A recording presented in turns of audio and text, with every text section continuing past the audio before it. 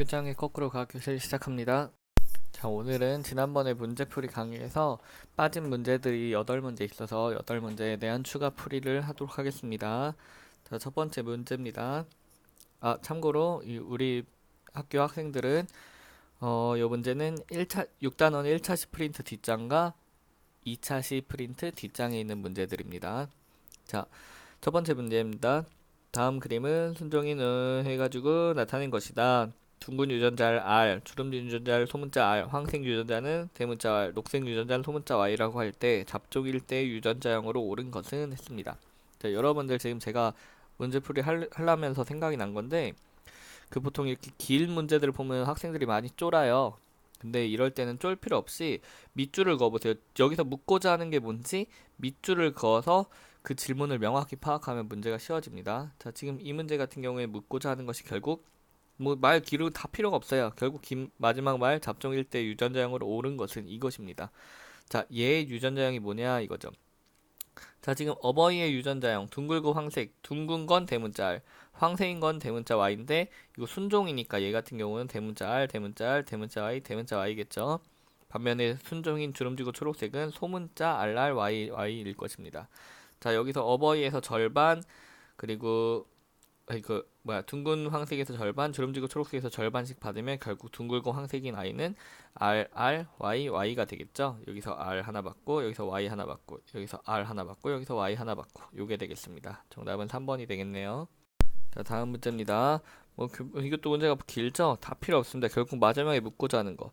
잡종 1대1 자가소분하여 얻은 총 160개의 잡종 2대 완두콩을 얻었다. 160개의 잡종 2대 완두콩. 이 중에서 황색인 완두콩 몇 개인가? 자, 여기가 지금 160개라는 거죠. 잡종 2대가. 근데 여기서 황색인 완두콩 몇 개냐? 황색. 이거 몇 개냐 이거죠.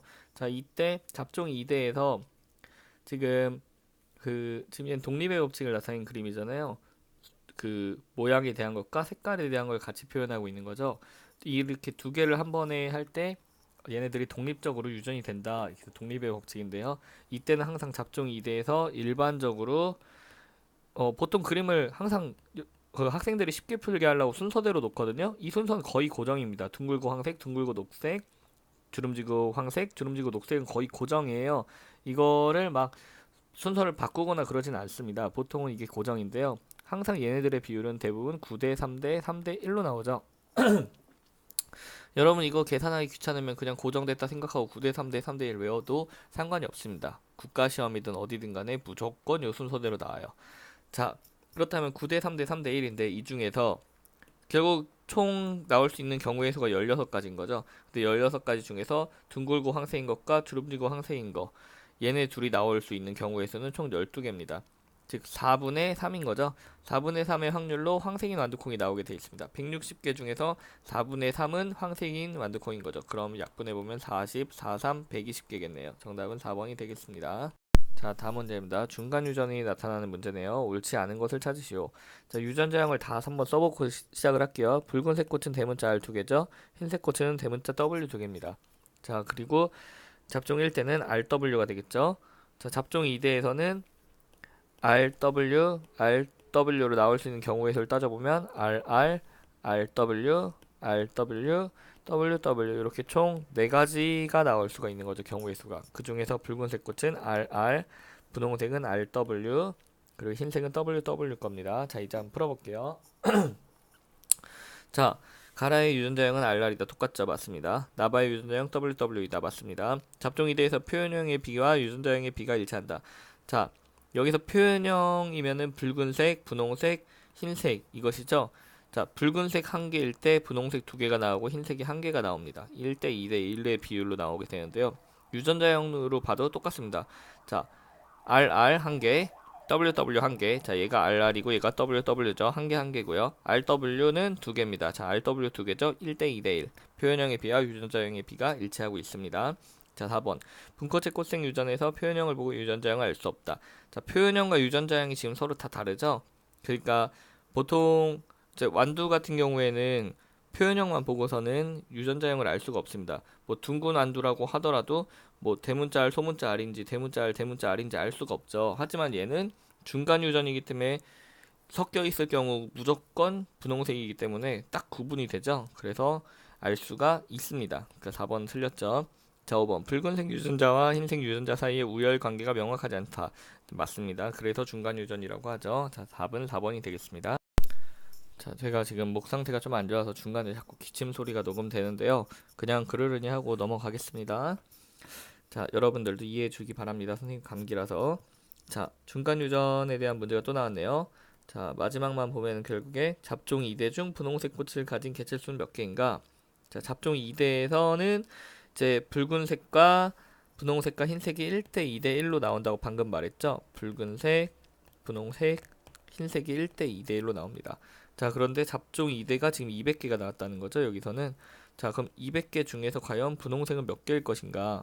자, 총 4가지 경우의 수 중에서 분홍색일 확률은 2개입니다. 즉 2분의 1의 확률인 거죠. 그럼 결국에는 약분의 분모부터 곱해보면 100개가 되겠네요. 그쵸? 자, 넘어가겠습니다. 자, 다음 문제입니다. 자, 문제를 조금 확대해 볼까요? 자, 다음 문제입니다. 지금 표현형이 다른 하나를 고르시오. 유전자형을 통해서 표현형이 다른 걸 고르는 건데요. 대문자는 우성이고 이제 소문자는 열성이 되겠죠. 자, 대문자가 하나라도 포함이 되어 있으면 무조건 대문자에 대한 형질이 발현이 되도록 되겠죠. 자, 그럼 한번 보도록 할까요? 자, 1번은 A 대문자가 다 들어있습니다. ABC. 2번은 대문자 다 들어있죠. 4번도 ABC 대문자 다 있죠. 5번도 ABC 대문자 다 있죠. 그런데 3번은 A, B 하고 C는 소문자밖에 없습니다. 그럼 이 경우에 C라는 형질에 대해서 얘네들은 다 우성이 나오는데 얘는 열성 형질이 표현이 되겠죠. 즉 3번만 다를 것입니다. 자, 넘어가겠습니다. 자, 멘델이 유전 연구에 완두를 택한 이유로 옳지 않은 것을 고르라고 되어 있습니다. 뚜렷한 대립 형질을 가지고 있다. 이거 맞죠? 자, 세대가 짧고 자손의 수가 많다. 이것도 맞습니다. 인공적인 교배를 하기 쉽다. 이것도 맞죠? 구하기 쉽고 재배가 간편하다. 이것도 맞습니다. 자연 상태에서 타가수분을 한다. 자, 타가수분을 하는 것보단 자가수분을 할 경우가 자가수분일 경우가 오히려 연구 재료로 더 합당한 이유가 되겠죠. 자가수분을 하면은 순종을 계속 유지하고 있었을 테니까요. 그죠? 그래서 처음에 어버이를 순종으로 해야지 연구를 할 수가 있잖아요. 그러니까 이것이 바로 틀린 조건이 되겠습니다. 자, 다음 문제입니다. 자, 빈칸에 들어갈 말을 바르게 짝지은 것은 자, 맨들은 순종인 둥근 완두와 주름지 완두를 교배하여 잡종 1대로 모두 무슨 완두겠습니까? 자, 우성인 것이 나타나죠. 둥근 완두가 나올 것입니다. 자, 이를 다시 자가수분하여 잡종 2대로 둥근 완두와 주름지 완두를 몇 대 몇에 비롯했습니까? 자, 보통 3대1로 나오죠. 우성이 3개 나올 때 열성이 1개 정도 나오는 비율입니다. 정답은 2번입니다. 자, 다음 문제입니다. 자, C의 대립 유전자 구성을 염색체상에 옳게 나타낸 것은 자, 지금 둥근 완두와 주름진 완두를 교배해서 잡종 1대를 얻은 거죠. 둥근 완두는 대문자 R 2개로 표현할 수 있을 테고 주름진 완두는 소문자 R 2개로 표현할 겁니다. 자, 그럼 이때 잡종 1대는 대문자 R, 소문자 R 하나씩 받게 되겠죠. 여기서 하나, 여기서 하나. 자, 이건데요.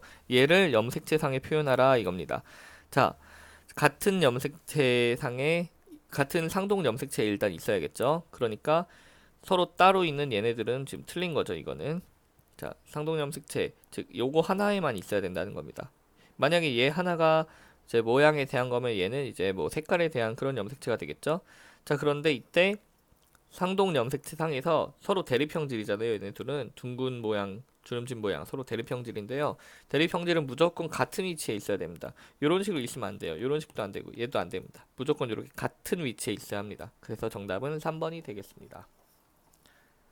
자, 이렇게 해서 이제 시험 범위에 나오는 문제풀이를 모두 마치도록 하겠습니다. 혹시 뭐 제가 요번에 말을 좀 빨리 했는데요. 조금 뭐 잘 생각이 안 나거나 혹은 모르겠거나 뭐 궁금한 점이 있으면 언제든지 질문을 하시기 바랍니다. 블로그에 댓글로 쓰셔도 되고 방명록 남기셔도 되고요. 혹은 뭐 저희 학교 학생 같은 경우 저한테 직접 와서 언제든지 질문하시기 바랍니다. 자, 그러면은 모두 원하는 좋은 성적 얻어 가시기 바랍니다. 수고하셨습니다.